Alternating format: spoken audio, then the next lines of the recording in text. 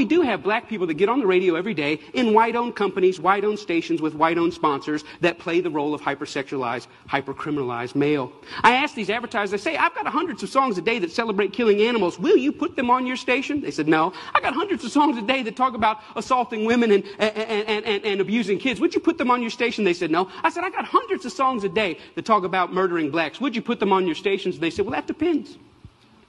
Depends on what? Who it's done by and who it's branded for. Because if we can get black folks to sing about it and we can brand it for our youngest black audiences, I think there's money to be made. I think there's American appetites to see these people that way.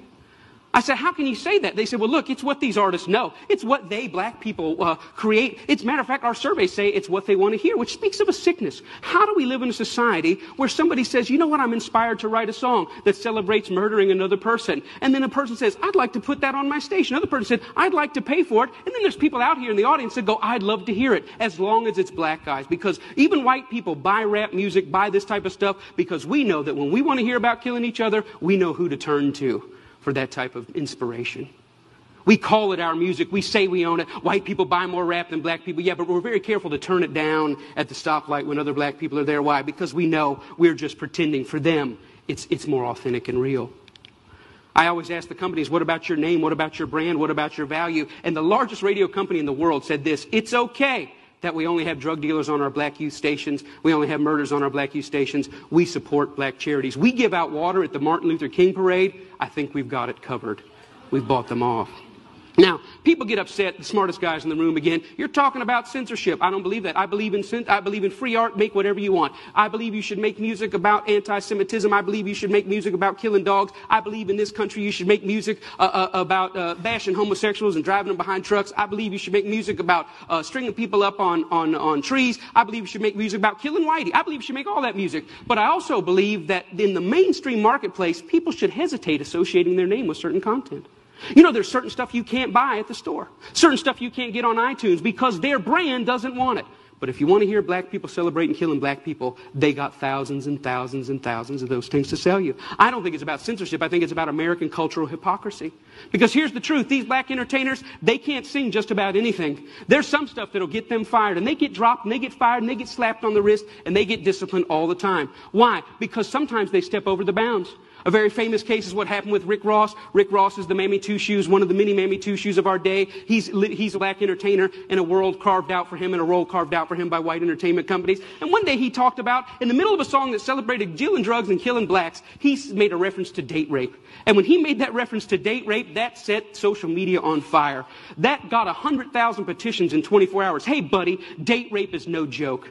That had white people standing outside of Reebok in New York saying, you better take this seriously. We're tired of a rape culture in America. One line in one song moved the masses. And you know what Reebok did? Did they stand by him and say, hey, we believe in freedom of speech. We believe in freedom of expression. It's just a song. Calm down. No, they fired his tail on the spot. The president came out and said, this goes against our high standards. He's gone against the values of our brand. Shame on Rick Ross. We're disappointed. He doesn't know how serious date rape is. And when I saw that, I thought, wow, how convenient.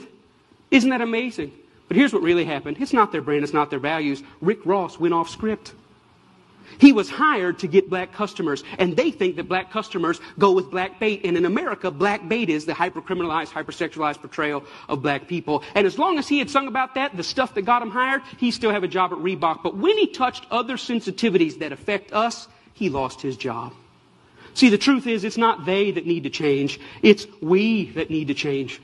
We created the lies. We created them for our profit. We own the companies. We own the record labels. We own the advertisers, and we keep putting it out. And it's this that's got to change. I thought about it. You know what? I wonder if White Mike could get anybody's attention on this. So I stood outside of a Walmart, and I said, hey, I don't think killing cops and killing blacks is very cool. And you know what? It only took 7 weeks of Mike standing out there, and they wrote a letter and said, yeah, we don't think it's cool either. We're going to pull our name off of that. The largest retailer in the world had never considered that maybe their commercial shouldn't be right before or after a song about young black men being gunned down.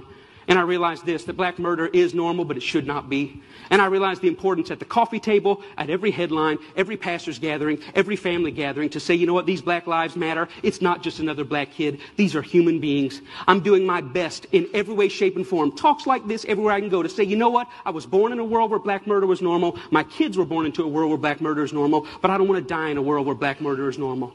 Am I 5 years or 10 years away? I don't know, but I'm screaming as high as I can. Let's feel this pain and let's lift our voice to tell the lies. They are not criminals, they are not deviants, and their lives are just as important as ours. Thank you very much.